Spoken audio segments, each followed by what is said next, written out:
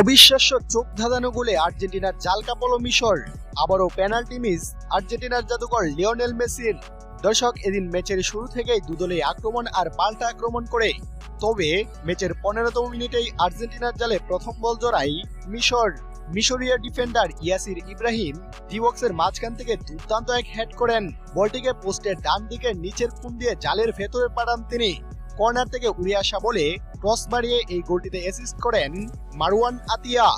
এতে 1-0 গোলে পিছিয়ে পড়ে আর্জেন্টিনা। 15তম মিনিটে গোল খাওয়ার পর 5 মিনিটের ব্যবধানে গোল শোধ দেওয়ার সুযোগ পেয়েছিল আর্জেন্টিনা, কিন্তু পেনাল্টি থেকে গোল করতে ব্যর্থ হলেন লিওনেল মেসি।